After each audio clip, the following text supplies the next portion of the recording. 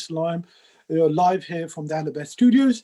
We shall go straight into our questions for our Islamic scholar.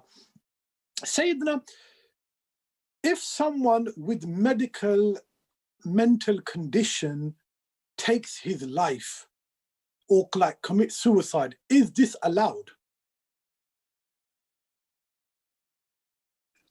Committing suicide is a major sin. It is double major sin, not one major sin. Mm-hmm. In one side, it is a major sin of killing. On the other side, a major sin of losing hope from the mercy of Allah, which is called Al-Ya's min Rawhillah. Those who lose hope from the mercy of Allah, their mental status of losing hope from the mercy of Allah is a major sin. As you know, one of the major sins, Al-Ya's min Rawhillah. Those who commit suicide, usually they come out from losing hope in the mercy of Allah and thinking that there is no way out of their difficulties. So those who commit suicide have these two major sins. May Allah protect us and all the mu'mineen and mu'minat from this dangerous act. But if the person is mentally unwell, the mentally unwell person, his situation is different, because one of the conditions of the obligation on anyone is to be mentally well, has got intellect, aql. If someone has no aql, then no wajib on him, even salah is not wajib on him. A person who is insane, no aql, salah is not wajib on such person.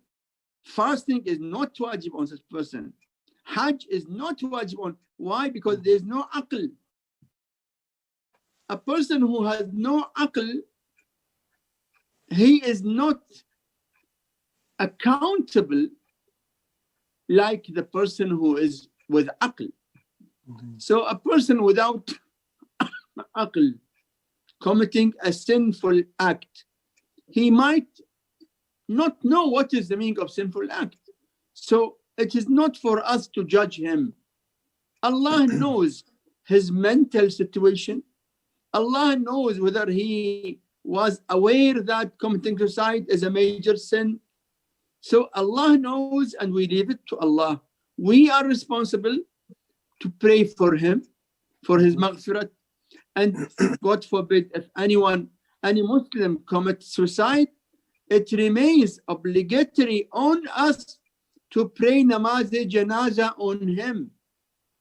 And it is obligatory on us to bury him in the graveyard of Muslims.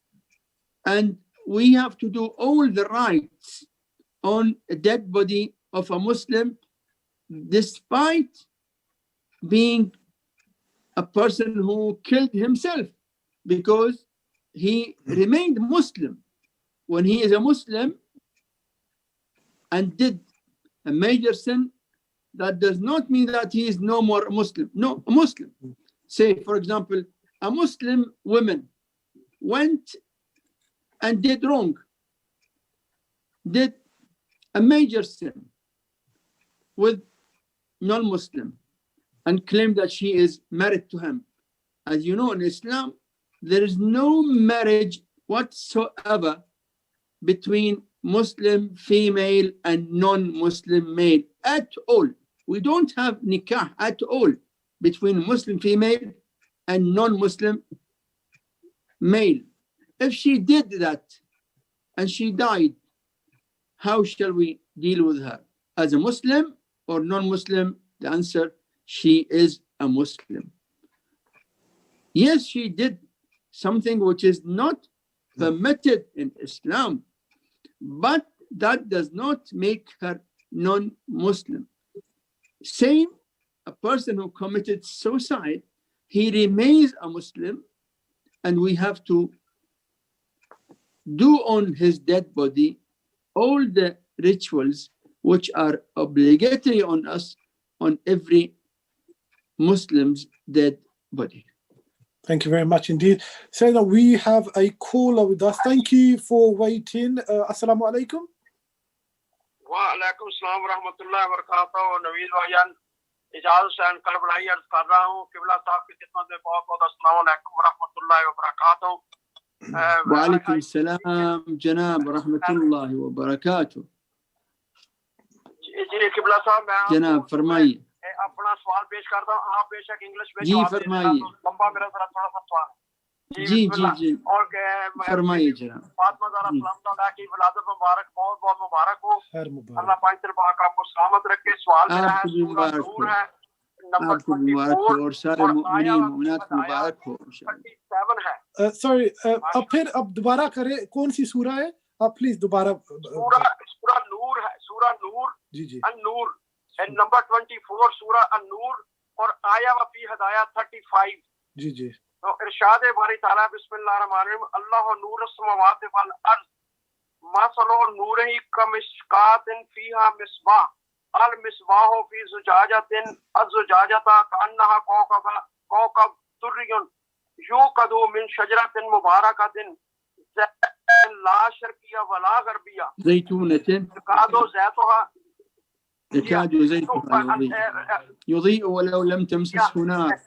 जी, नूर على नूर, जी जी जी, नूर على नूर يهدي الله لنوره من يشاء. जी बेशक, बिल्कुल बिल्कुल। ये सूरह नूर में आयत नूर, हाँ जी। तो इसमें मेरा सवाल ये है कि मिशकात क्या है, मिसबा क्या है, ज़ुजाजा क्या है और शजरा मुबारका कौन सा है, शर्किया व गरबिया और नूरन अला नूर। इस आया व फी हदाया पर रोशनी डालकर हमारी तौफीकात में इजाफा फरमाएं। अल्लाहुम्मा सल्ली अला मुहम्मद व अला मुहम्मद। जज़ाकल्लाह। Thank you so much indeed. Thank you. अल्लाहुम्मा सल्ली अला मुहम्मद व अला मुहम्मद। ये अगर इजाज़त है मैं जवाब इंग्लिश में दे दूं इंशाअल्लाह? Yes Sayyidina, yes inshallah. This verse is called Ayat An-Nur in Surah An-Nur.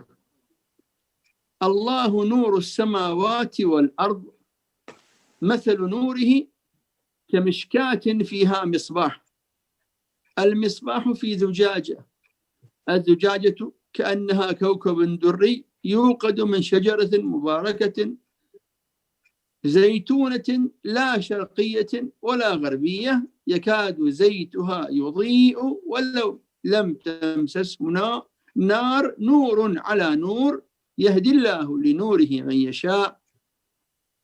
The tafsir of this verse came in many narrations that the mishkat and the misbah and the zujaja, the Prophet Muhammad sallallahu alayhi wa sallam, Amir al-Mu'mineen, Fatima al-Zahra, Al-Hassan, Al-Hussain, and the followers of Ahlebait alayhim salam. This is in short. The details of it might take very long time. There are books written in this ayat, full books, hundreds of pages of tafsir and ta'wil of this verse in Quran. But briefly, it is the nur of Allah, who are the Prophet Muhammad, peace be upon him and his progeny, and Ali and Fatima and Hassan and Hussain, and the Aima from Imam Hussain salamullahi عليهم أجمعين. Thank you very much indeed, Sayyidina. Sayyidina, next question. What is going to be the final destination of Shaitan as he worshipped Allah subhanahu wa ta'ala for over 6,000 years?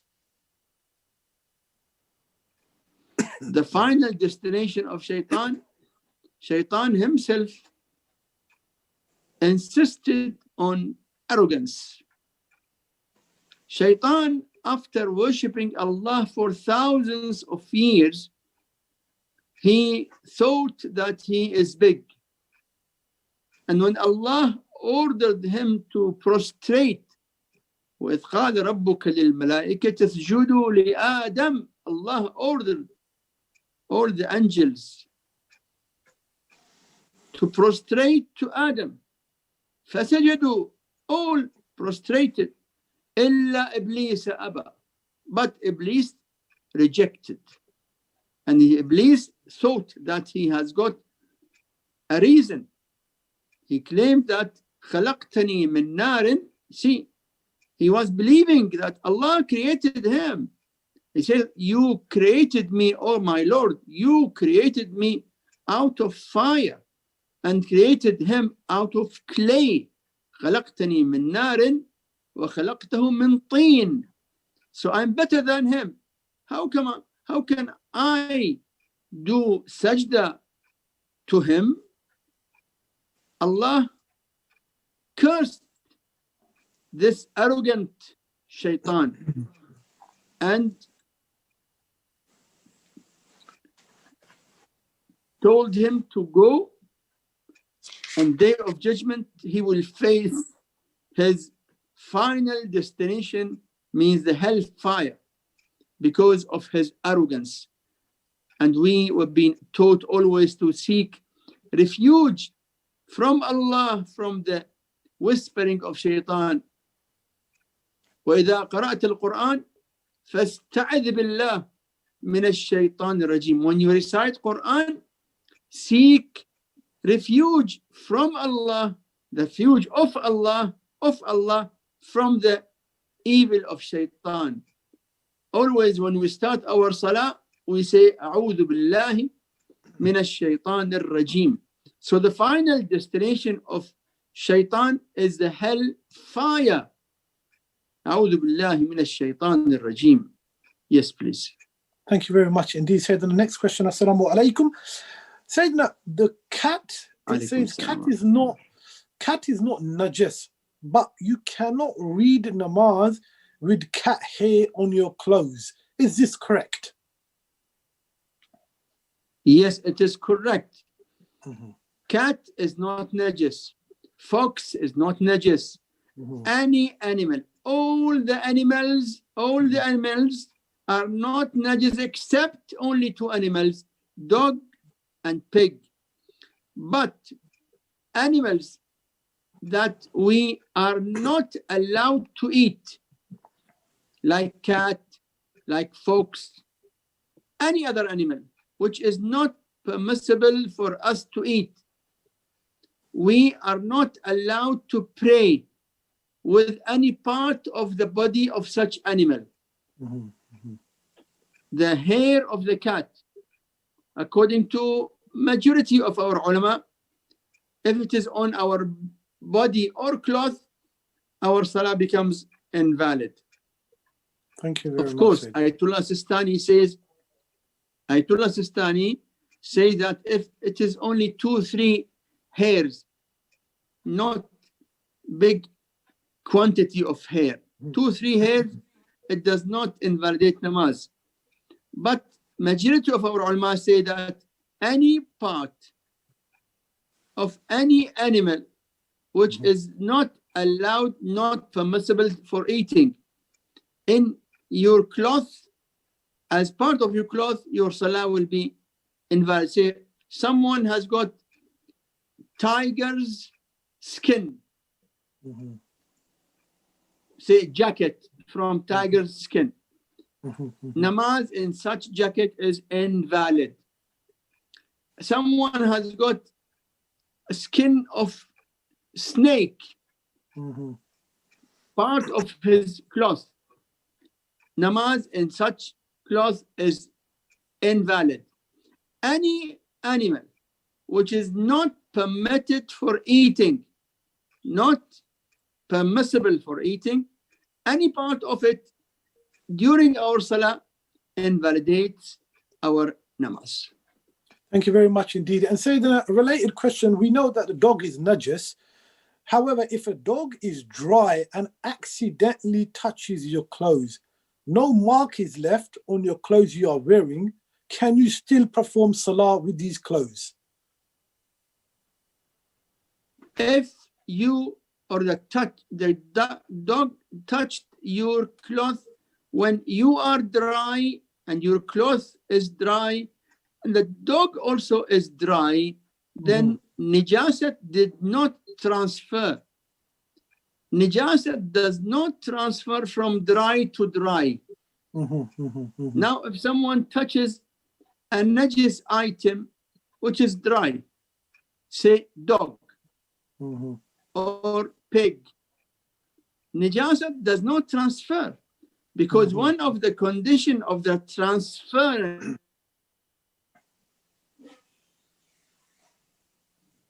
al-musriya means transferring wetness.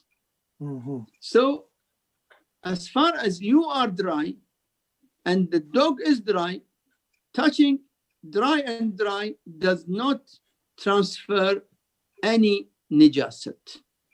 Najasat is transferred with wetness. Yes, please. Thank you very much indeed. So the next question. A sister delayed contacting her GP when she got a positive result for COVID. She had to be admitted to ICU, now is out of ICU but still on oxygen. What can she recite? She's scared of the hospital. What can she recite?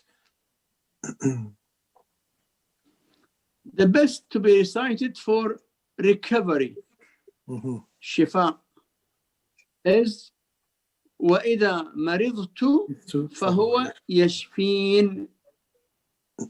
وَإِذَا مَرِضْتُ فَهُوَ يَشْفِينَ. And also to repeat this dua, يَا وَلِيَّ الْعَافِيَةِ نَسْأَلُكَ الْعَافِيَةِ. And very good to repeat reciting Surah Al-Hamd. It is very great in getting fast recovery. Also to pay sadaqah, charity, as the hadith says, دَاوُوا مَرْضَاكُمْ بِالصَّدَقَةِ. Treat and cure your patients by paying sadaqah for their shifa.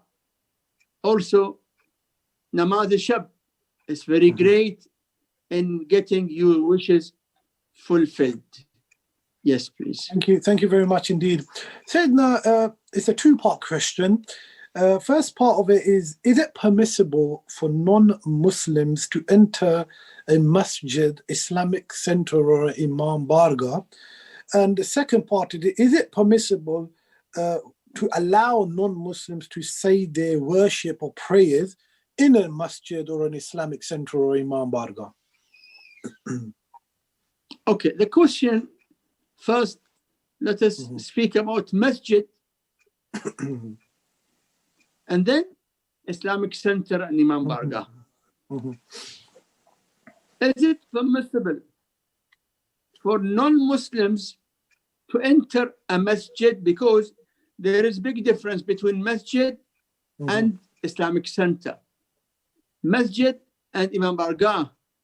Masjid has got special rules. Masjid is not allowed even for Muslims to enter in some certain cases. A person who is in the state of janabat, he will not be allowed to enter Masjid al-Haram or Masjid al-Nabawi, or to enter and sit in any masjid. If he wants to just pass, that is permissible. But to enter a masjid and remain there even for 2 minutes, not allowed. He is a Muslim, but because he is in state of janabat. So this is number one. Number two, Muslims have got in their scholars different opinions. Some Muslims say that non-Muslims are not allowed to enter the usual masjids and also Masjid al-Haram.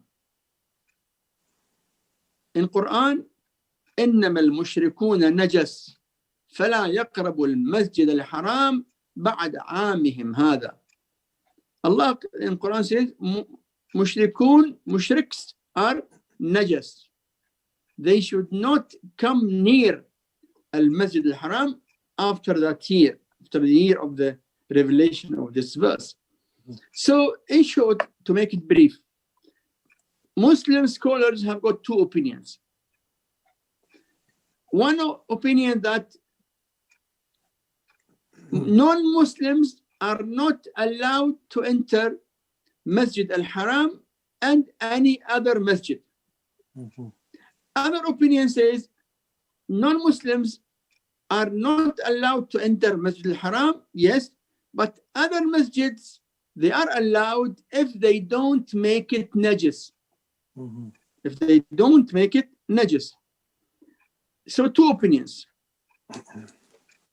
Nowadays, Ayatullah Sistani, for example, and Ayatullah says Syed al-Hakim, and Ayatullah Khamenei, they say that, the Ayatullah Sistani and Syed al-Hakim, they say that non-Muslims, according to obligatory precaution, are not allowed to enter a masjid. We have got Ayatullah Khoi, Ayatullah Wahid Khurasani, Ayatullah Khamenei, Ayatullah Fayyaz. They say non-Muslims are not allowed to enter Masjid al-Haram, but they are allowed to enter other masjids if they don't make the masjid najis or they don't cause insult to the masjid. So different opinions in this matter. That is only for the masjid. If you talk about Islamic Center or Imam Bargah, no doubt that it is permissible for anyone, Muslim, non-Muslim, state of janabat, not janabat, menstruation, no, anyone can enter. As far as entering the Islamic Center or the Imam Bargah does not amount to insult to that religious place.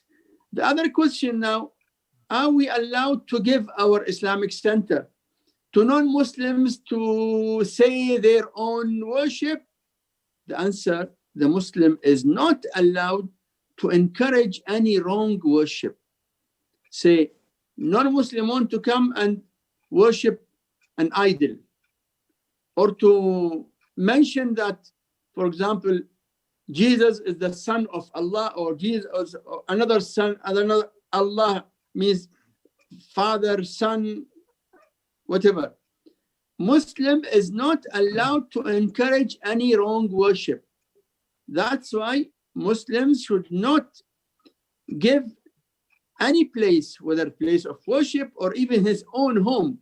Say, for example, we have got land belongs to a Muslim. Is he allowed to give it for worshipping none than Allah? Wrong worship? No, not, because it amounts of indirect support of wrong faith. We cannot give our property for people to gather and drink alcohol. Can we? We cannot, because we know drinking alcohol is wrong. We cannot give our place, any place, being my flat or your home or our Islamic Center, for a people whom we know they gather to use drugs. No. It is indirect support to the wrong act. So we are not allowed to let any wrong worship take place in our premises. Thank you very much indeed, Sayyidina, for the clarification.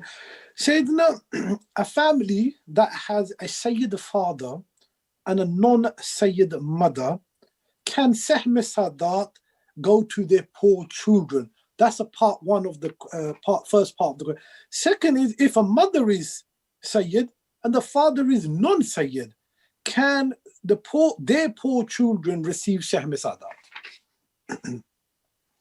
The first part of the question, when the father is Sayyid and the mother is non-Sayyid, the children are Sayyids, no doubt.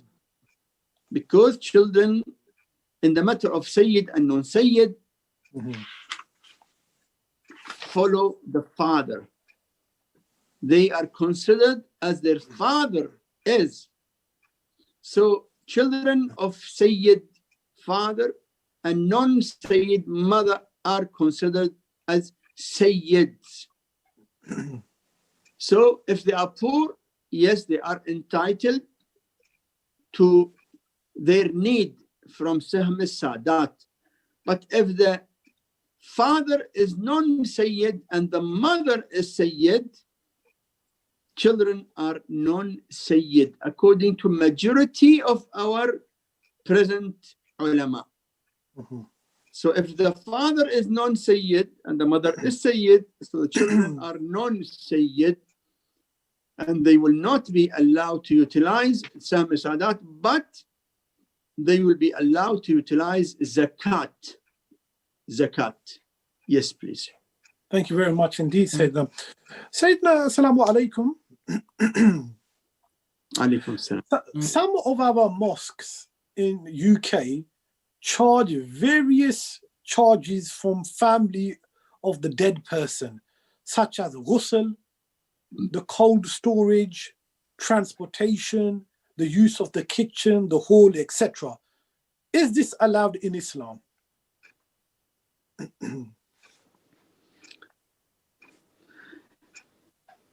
The services of the Islamic centers and masjids and imam bargas are different. Some services must be free of charge. No management can be allowed to charge people for coming and praying in the center. Every Muslim is entitled to pray in the center, in the masjid, in the marga, without any charge.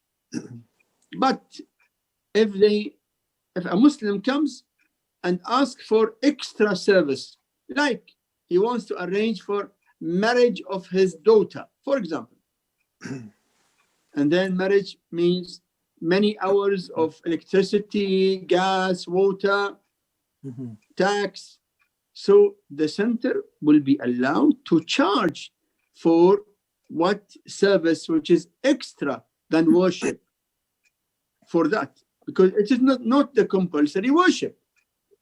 Compulsory worship is free, but any other service, then the management, because they need to pay for the electricity, for the gas, for the water, for the tax, so they are entitled to take for the service which is extra service from the Muslim. So it depends on the service itself. Ghusl should be free of charge. Ghusl of Mayyit is wajib. The ghusl of Mayyit is wajib. So we cannot charge for something which is wajib. Like when there is Maghrib namaz in the masjid, I want to go to pray Maghrib. No one can say, pay £1 to enter and pray Maghrib. No, it is obligatory. No one can charge people for obligatory act.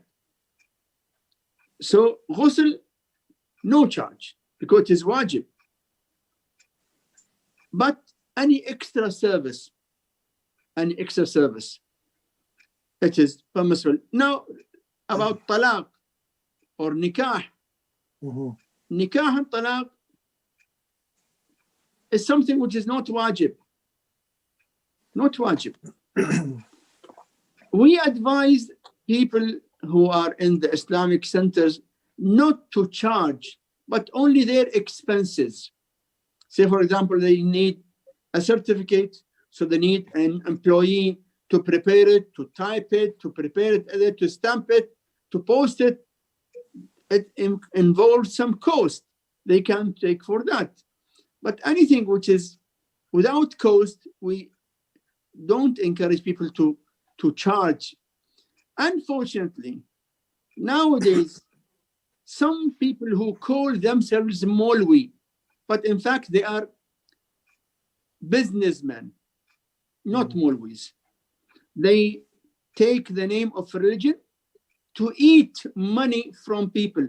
As Allah in Quran mentioned, He said, Ya ayyuha alladhina amanu, all those who believe, inna kathiran, many, min al-ahbari wal-ruhban, la ya'kuluna amwal al-nas bil-batil. Many of the religious people of ahbar and ruhban, non-Muslim religious people, they eat the money of people by wrong. وَيَصُدُّونَ عَنْ سَبِيلِ اللَّهِ. By doing that, they stop people from the way of Allah. Some Maulwis nowadays, for the sake of money, they take money and they issue talaq, invalid talaq, away from Shariat, clearly away from the teachings of Ahlebait. But they don't care. As far as they get the money that they want, they are after money, not after religion. After money, they want to use religion in taking money from people. So they issue talaq, which is in fact invalid talaq. They call it khula, they call it talaq, they call it whatever they call it. People must be aware of such so-called sheikhs.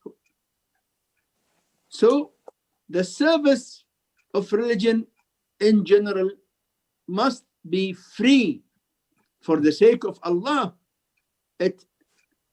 Religion cannot be a mean to take money, to grab money from people.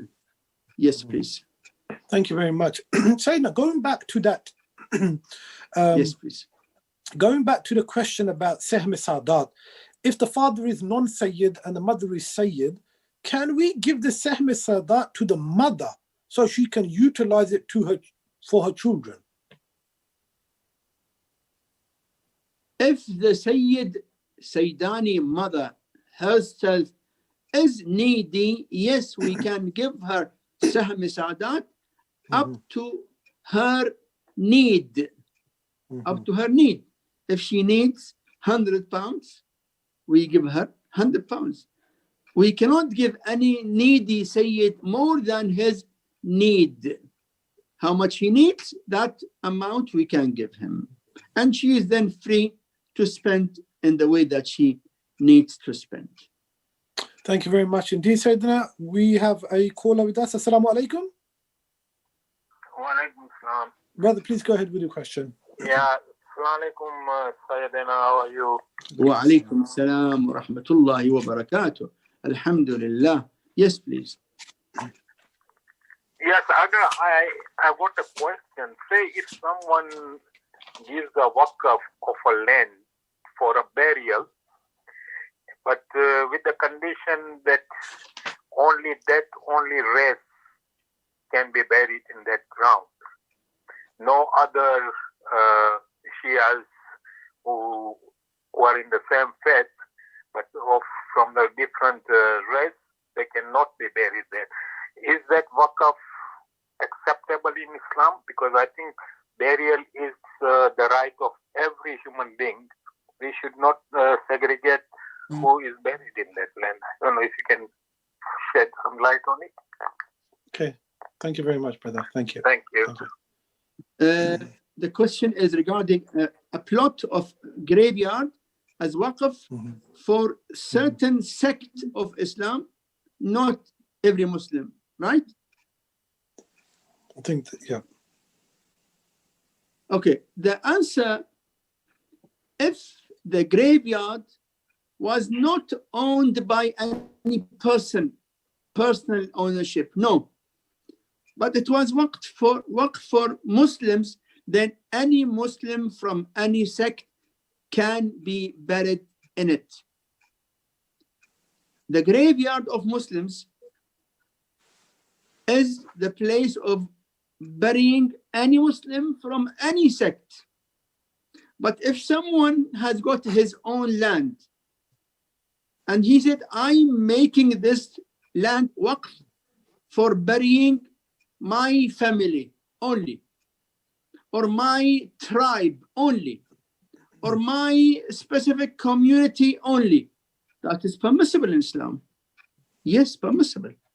So it depends on the nature of the waqf nama, the nature and the intention of the person who made that land as waqf. If it was for every Muslim, then no distinction, no difference. If it was personal ownership, he is free to make it for the burial of whomsoever he wants. Thank you very much indeed, Syed. Syed, now, if you rent out your property to a non-Muslim and they drink alcohol in your property, is it allowed? They are paying you the rent, they say, so they are free to do what they want. Okay. If you has given them the property to live in it, without mentioning that they will drink or they will eat pig or whatever, you are not responsible. You gave them the property to live in. You did not give it to them to drink alcohol or to eat pork. So you are not responsible about their deeds unless you know that they are renting this property to make it bar. You know that they are taking the property to make it public place for, bar. Then it will be haram on you because you know that they will use it in wrong way. If you don't know that they will use it in wrong way and you rented it to them, then it is their own responsibility to whatever they do in it. But in case you gave it to them, just like say someone has rented a shop, he did not know what for the tenant will use it. Then you discovered after a few months that they have started in your own shop a pub, public bar, a pub. You must do your best to take it back from them, to avoid using your place in a thing which is damaging to the community and to the society. Thank you very much indeed. Syed, now final question for the evening. In the graveyard, there was a very old grave, many years old and nearly broken. When passing the grave, I could see the coffin. Is there any significance of the visibility of the coffin still there after so many years? What does this mean? Can you please repeat the question? Can you repeat there was in the graveyard, there was a very old grave, many years old and nearly broken. When passing the grave, I could see the coffin. Is there any significance of the visibility of the coffin still there after so many years? Yes, it can be. It can be because we have got many cases that after tens of years, after decades, the dead body remains fresh, without decay, and the coffin remains. For very pious people, So it can be like that. Of course, we cannot be 100% sure because we don't know whether the dead body is still fresh or not. But we have got definitely hadiths that a person who performs ghusl of Jum'ah, Friday ghusl, every Friday, his body will not decay after death. And many other good deeds. When a person does good deeds, then as a result of the good deeds, his body will not decay. So that is a possibility. Yeah, it is possible. Thank you very much indeed, Sayyidina. We have run out of time. I would like to remind my respected brothers and sisters that good to send a gift to Janab Sayyida alayha salam in the birth anniversary of the Lady of the Light, the greatest lady in the whole existence, Fatima alayhi salam. Send a gift.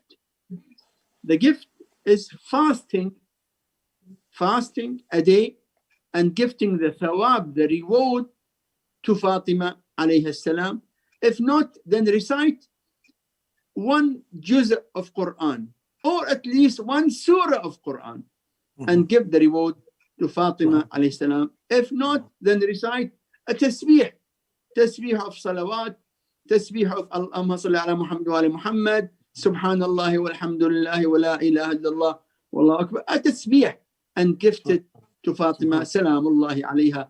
The reward of it